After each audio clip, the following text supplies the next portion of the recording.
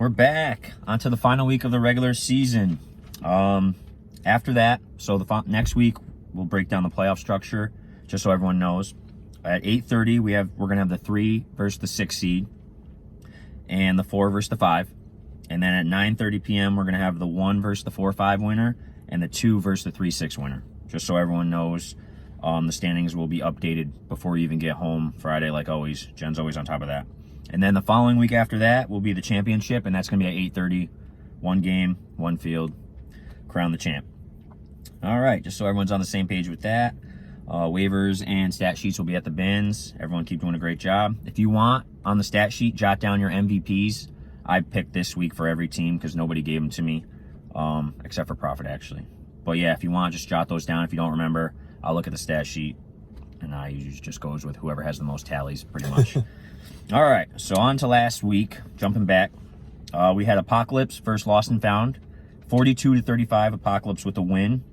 The MVPs were CJ Tarver and Rachel Winston, I believe her last name is.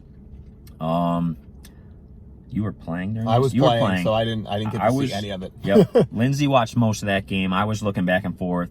I saw Prophet actually started at quarterback, and I think he got hurt, his knee was hurt. But either way, they were down, and CJ went to quarterback, did what CJ always does, made a comeback, bought a lot of time back there and waited for someone to get open, or just took off. But it was a great game, obviously, 42-35, high scoring. Yeah, absolute shootout. Yeah. I don't remember the exact stats, but I know it was pretty close to the end. Lost and Found went for the onside play, but they did not get it, I believe, and I think that's how the game ended. Even in the loss, this is a pretty impressive performance by Lost and Found's offense, because Apocalypse has plenty of talent on their defense. Yes. So to put up that many points, regardless of a win or a loss, is pretty good for them going into one last week and then playoffs. So, I agree. And then on field 2, we had Avengers 43 over Iguanas 37. This was in overtime. I don't remember how many. 7 overtimes. 7 overtimes. New record for 518 Sports. No scores in overtime until the very end. So almost all of those points were in regulation too. Crazy. Yeah, I just couldn't wait for that game to end, being the next game. The MVPs were Andy. He had 4 touchdowns, I believe the stat sheet said. Maybe 5, but definitely 4. And then he also had the game winner that tipped off, right? He also had a 2-point conversion return for a score. Oh. Which, when it's my turn to talk, I was going to bring that up too. Okay. Yep. So yes, Andy was the male MVP for this game, and then Jacqueline and Jess were both deserving for females. Jess had the late touchdown and a 2-point conversion to tie it up, and then Jacqueline had 2 sacks in overtime, which yeah, I was going to say, when I saw the MVPs, I didn't know you picked them. I thought, Jacqueline had those 2 sacks in overtime. Just playing in the game, I would have, not that Jacqueline had a bad game, I would have guessed Jess Bonface. She's actually the one who caught the onside kick play. Yes. And then the one where they needed a girl touchdown, we were trying to let a guy score to get in there too. But either way, both of them had good games. But all right. And then you want me to talk about that game? Yeah, it was similar to the first game, honestly. Ryan was able to punch a couple in a little bit more than the first game, but we felt very comfortable. We were up 2 scores pretty much the whole game, and then we collapsed. And that's not taking anything away from the Avengers. They made every play they had to make. They made it. But I mean, with just over 2 minutes remaining, we scored. Andy had a pick, 2-point conversion score, so that's 2 points. Yep. Then they scored, got the extra point, and then they went onside kick play, got it, still down by 9. Had to get a female score and the 2-point conversion. Got it all. And got it. And then we went to overtime. Neither team could score until the 7th when, QW Miller made a pass breakup to somebody else. The ball tipped, flew. Andy was in the right place at the right time. Caught it. Andy did have a fantastic game for them and scored. It was a great game. Like I said, nothing against the Avengers. They made every single play they had to. But, man, we collapsed in that final 2.5 minutes like I've never seen a team collapse. Yeah, we gave it away. Like I said, everything had to go right. Pick 6 on a 2-point conversion, score, extra point, onside kick, had to have a girl score in a 2-point conversion. They got it all. Props to Ryan and that team. They didn't have Elena or Dylan, I think is their Yep. new guy. They made every play they had to keep their hopes for a 1 seed alive. So I missed tough the loss on our end. Yeah, that's terrible. Yeah. I didn't even know they had the onside play. I must have been dealing with Camille or something because I did not see Jeff that. Bonfay had the big catch on that one. Yep. He sent Crazy. 2 girls crossing. I went towards Jacqueline because I thought she was a little more open. Ryan dropped a dime over our girl Jess' head, and Jess Bonfay caught it for the big play on the the onside kick play. So it's exciting that both 8:30 games actually had an onside kick play too. Yeah. So that's a fun rule to. I mean, not fun for me this week, but fun rule to keep things Right. alive, you know? Yeah. And just to conclude on that game, I believe at one point Brandon Watson had 5 catches for 5 touchdowns. I'm almost positive. I know we had 5 touchdowns. I don't know if it was only on Maybe 5 it was catches. Four catches, 4 touchdowns, but at one point he just all of his catches were touchdowns. Yeah, and we actually, again, just to jump on that, we actually had a chance at the very end of regulation. We thought Keith Hoyt caught one in the corner that the ref said he bobbled. Keith said he was just pulling it into his gut as he was going to hit on the. And then in one of the overtimes, Keith caught what looked like a game winner, but the ref said he had stepped out of bounds. I know you said you had a pretty good view, and you thought he did too. Yeah, so right that one before he did. he caught it, or he stepped out of bounds before he caught it, which couldn't is be an the first illegal one, touch. yeah. So I mean, we did have our chances to take it away, but we just couldn't. So good game, Avengers. All right, moving on to the 9:30 games. We had Has-Beens 34 over Apocalypse 23. The MVPs in this game was Zach Deering and Stephanie Race. I know CJ left early. He was the quarterback to start the game, but then had to leave for work, I believe, and Profit closed the game out. I don't know if that's when they took the lead or how that went down. I did not see this game at all. Did you watch it? I bounced back and forth. I was still stewing about our collapse, so I was sort of out of it. I didn't see any of it when CJ was there. I saw Zach spreading the ball out to more players this week and people making catches. I know that their team has had a case of the drops in almost every game I've seen, honestly, this year. But I saw a bunch of players catching balls. So I'm not really sure how much CJ was there for and when the switch happened. Yeah, I don't have a lot on that one. I know Stephanie had multiple touchdowns. Okay. So she had a great game. And then the final game on field 2 at 9:30, it was Camilla's Crew 39 over Lost and Found 20. MVPs, EJ Buford with 2 interceptions, and then Allie Sanders had 2 touchdowns of her own. We won by 19, but it was a closer game than the score. They were scoring right with us in the beginning. Then Bertos, I think he ended up throwing 3 total, but 2 back-to-back kind of, and that kind of gave us I think to end the half and then to start the second half, if I remember. Yeah, I think you're right there. So that kind of gave us the multiple score lead, and we just held on to it. But it was a good game either way. Yeah, the beginning of the game, I did catch the beginning of the game because I was still sitting on my bench. I was impressed. That game was back and forth. I said, "Ooh, EJ said he wasn't going to run much this week, and he might have to run." And you did. They were going right down the field with scoring. Craig Oscom looked good. They have Cal or Craig on that team. They have Craig. No, I have Cal. They have Cal. Oh, okay. Cal had some nice catches. Berto was spreading the ball. He was running effectively. It was definitely a very exciting first half. Yeah, it was. It was a good game. Yeah. All right, we're going to move on.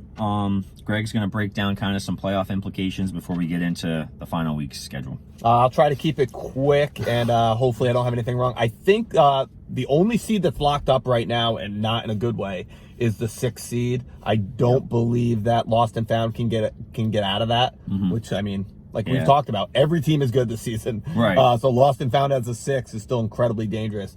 There are only 2 teams, I think, who still have a shot at the 1 seed. You guys and Avengers. Yes. If you win both of your games, or I guess even if you just beat Avengers, you could lose that first game to Apocalypse. Yep. You win, you're the 1 seed. If they beat you, they're going to be the 1 seed. Yep. Boom. So that's easy for the 1 and the 6. Everybody else is sort of mixed together. If Avengers loses to you guys, but we lose one of our 2 games, Avengers will be locked into the 2. Other than that, Apocalypse only has 1 game. I'm not positive they can get out of the 5. I guess if my team lost both of our games, then Apocalypse beat you guys, they could jump up. But pretty much it's in that mix where Iguanas could jump up to 2 if we win both of our games and you guys beat Avengers. But otherwise we would be somewhere in that 3-4 game. Has-Beens, if they beat us, could jump up to 3. If they lose to us, I think they would still be in that 3-4 mix. And then Apocalypse would have to beat you guys to climb up out of the 5. But that's pretty much the mix. The 6 is guaranteed. The 1 is the battle between you and Avengers, and then the rest is sort of mixed in. So this week is really important for playoffs. There's not a weak team, despite Lost and Found not having a win yet. There's not a weak team. So these matchups are going to be really big, because even if you guys get the 1, you could take a look there, and do you really want Apocalypse to fall into that? That 4-5 game? Or are you hoping maybe they, maybe they beat you, which I know you don't really want, but maybe they beat you. Maybe somehow they find a way to climb up to 3, which I'm not positive can happen. But I'm sure you don't want to see CJ in that semifinal. So this is a big week. A lot of things are left open here as we head into playoffs. So should be exciting. Just the way we want it. All right. So final week schedule. Here we go. On field 1 at 8:30, we have Camilla's Crew versus Apocalypse. As you guys know, I'm going to pick my team. We're rolling, getting the dubs. Undefeated still. Hopefully it continues. I think it'll be a close game. With CJ, a very close game. But either way, I got to pick us. I think what it'll come down to is more girl scores. I think, assuming CJ is there. If not, then it'll still be close. But I'll say we'll win by 2 scores. But with CJ there, you just never know. He just buys so much time back there. Someone's always going to get open eventually. But I think we got a good game plan there. So I'm going to go Camilla's Crew with the win for sure. Yeah, I feel the same way with my pick. I think since Profit's a little hurt, if CJ's not there, it's going to be a little bit tougher for them to score. And you guys are going to score no matter what. If CJ is there, then it turns into a little bit more of a shootout. But I think your offensive girls are just a little bit better. And you're good at targeting the girls. Allie's having a great season for you guys. And Sue at center is going to give you all the time in the world. So I would also go with Camilla's Crew, 2 or 3 scores if CJ's not there. A little bit closer shootout if he is, because they're definitely going to put some points on the board with a healthy CJ at quarterback. All right. Hopefully he is there so we can get a feel for exactly how they play if we do see them in the playoffs. On field 2, we have Lost and Found versus Iguanas. I'm going to go Iguanas here. I know they're really trying to get that, 2 seed? Can you get we have a chance. Yeah, if you beat Avengers and we win both of our games, I think our differential will top them. Okay. So I know we could get the 2. So hopefully Savini brings his A game. It will be close, though. Lost and Found will definitely score. But I just think Berto will make one too many mistakes late, maybe with pressure. And I'm going to give you guys the edge there. Yeah, I mean, I'm hoping for the same thing. I think we're going to be able to score. I was really impressed watching that first half of Lost and Found versus you guys. I know that they're talented, but I thought, maybe they're not the strongest team. Right. But when I watched them, man, when they get their whole team there, Dustin's a very good cornerback. They've got weapons all over the field. Everybody can make plays. I'm going to take my team because I think we're going to be able to score consistently on them, and I'm hoping that Berto just makes one extra mistake. But I was really impressed watching that first half. I said, wow, this game for us is going to be a lot tougher than I was probably hoping. Yeah, they've been putting up points all season. Their defense has just been giving up a little bit more every game. Yeah, I'm expecting a shootout very similar to how our game was with Avengers last week. And then back on field 1 at 9:30, we got Avengers versus the Crew. For first place on the line, I'm gotta go with my team. We're rolling here. Avengers, they haven't been as consistent this season. Some ups and downs. Obviously, they're playing very well now. They just had that huge comeback, so they're on a high. But I think it's going to come down to the wire like it always does, but I got to go with my team. Okay. I'm really torn on this one. Ryan's been talking to me a lot about how we played you guys. So obviously, I feel like we played you guys pretty well. Yeah. He's got a couple different game plans in mind. He asked me not to tell you, so I've been pretty good with not telling you because I want this to be a good even game. It really is a tough one. I think the Avengers defense is struggling a little bit more this year than they have in the past. A couple new faces here and there. Maybe it's just Dylan. Marcus doesn't normally play with them either, though. He used to way back on Saturday. Yeah. But I'm going to go with your team, I think, because of Sue. I think that Elena-Sue matchup is definitely fun because if any girl's going to, be able to run you down and put a little pressure, it would definitely be Elena. Because I know sometimes you send Sue out and just say, let the girl come on. I'm going to go with your team because I think your defense is just a touch stronger. absolute shootout. Could be fun, maybe overtime. But I also have to root for you guys if we want a shot at the 2 seed. So I'll go Camilla's crew in a shootout. All right. Great. You never pick us on what you didn't. And then the final game back on field 2, we have Has-Beens versus Iguanas. I'll let you break this one down first. So okay, well, they had not been playing their best ball, which obviously excited me. And then they busted out with a nice win at 9:30 last week for them. I know Lindsay's not going to be there. Yep. I don't know. I know they use that is her name, Kareen. Kareen, yeah. Kareen. I know they use her a lot at rushing. I don't know if Lindsay's been their center or not. They both have played it, but Lindsay the majority of the time. Okay, so not having Lindsay, I think, is a big piece for them because they're going to have to adjust their. I mean, I think I've said it in every game. I expect a shootout. Yeah. They've got plenty of talent. We need to find a way to keep Deering contained and stop Jo. That's all. But easier said than done, really. But we need this game for the 2 seed. So, and hope that you guys win. So, absolute shootout again. I'm hoping Iguanas pull this one out. All right. I'm also going to go Iguanas here. I'm pretty sure Has-Beens only has 3 girls now without Lindsay because they've only had 4 the entire season. So Alyssa, Steph, and Corinne. Okay, yeah, right. Yeah. So I'm just assuming eventually they'll get gassed out. You guys got tons of bodies. Full team, yeah. So I do think it'll be close. But I'm going to go Iguanas here at the end just because you guys just have too many people for them to cover. I like that. That sounds good. So I'm going to go Iguanas in a close one here. That's it, right? Is there anything else? No, I think next week we might maybe have a little chat about where the MVPs are. Maybe even announce them before the Super Bowl. I don't know.